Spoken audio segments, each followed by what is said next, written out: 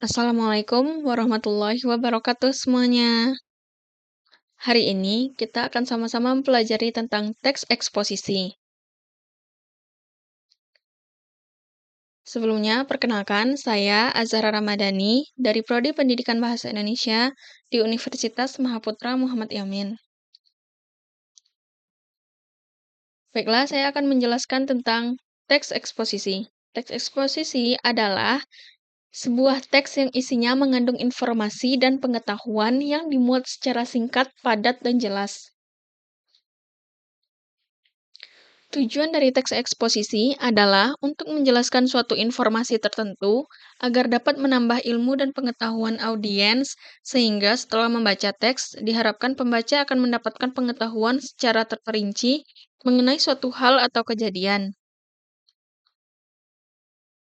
Ciri-ciri dari teks eksposisi: pertama, menjelaskan berbagai informasi tentang pengetahuan. Kedua, gaya informasinya bersifat mengajak. Ketiga, penyampaiannya lugas dan menggunakan bahasa baku. Keempat, tidak memihak, artinya tidak memaksakan kemauan penulis terhadap pembaca. Kelima, berisi rangkaian informasi yang bersifat objektif dan netral.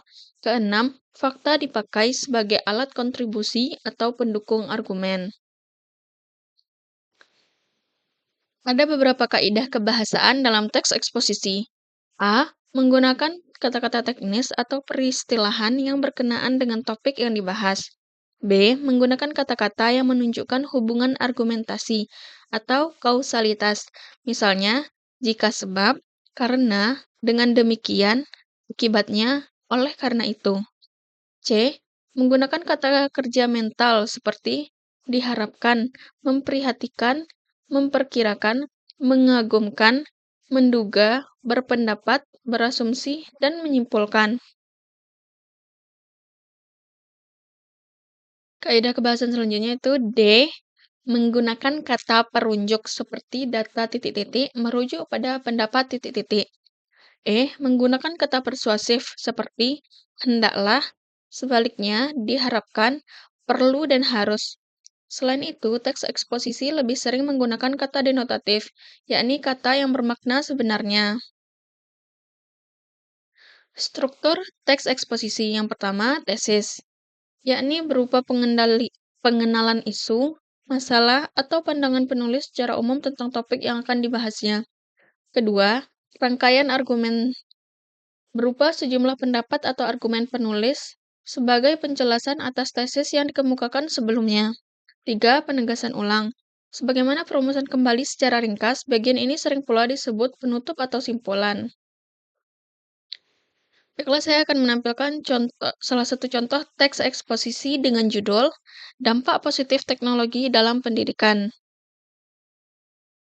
Bagian pertama, tesis atau pendahuluan.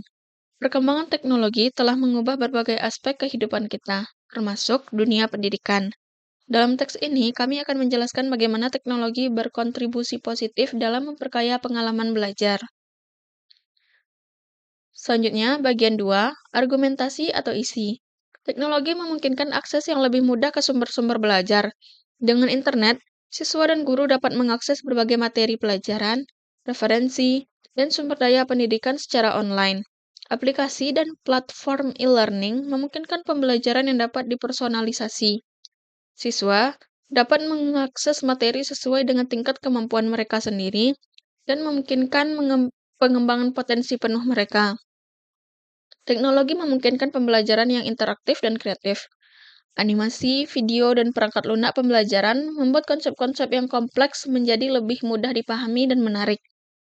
Beberapa kritikus teknologi pendidikan mengkhawatirkan bahwa terlalu banyak paparan teknologi dapat mengganggu perkembangan sosial anak-anak dan mengurangi interaksi manusiawi. Namun, dengan pengawasan yang tepat, teknologi dapat digunakan secara positif tanpa mengorbankan aspek-aspek penting lainnya dalam perkembangan anak. Bagian ketiga, penugasan ulang atau kesimpulan. Teknologi adalah alat berharga dalam dunia pendidikan yang memperluas akses, memberikan pembelajaran yang dipersonalisasi, dan membangkitkan kreativitas. Dalam era digital ini, kita harus memanfaatkan potensi teknologi untuk memberikan pendidikan yang lebih baik dan lebih inklusif kepada generasi mendatang. Baiklah, hanya itu materi hari ini. Agar kita bisa sama-sama memahami tentang teks eksposisi, mmm, marilah kita sama-sama membuat atau menulis karangan teks eksposisi dengan langkah-langkah sebagai berikut. Pertama, menentukan topik atau tema. Kedua, menentukan tujuan. Ketiga, mendapatkan data yang sesuai dengan topik. Keempat, membuat karangan kerangka. Kelima, mengembangkan kerangka menjadi karangan eksposisi. Jika sudah selesai, nanti kita akan memilih perwakilan untuk menampilkan teks eksposisinya di depan kelas. Baiklah, hanya itu yang dapat saya sampaikan hari ini. Terima kasih sudah memperhatikan. Semoga bermanfaat.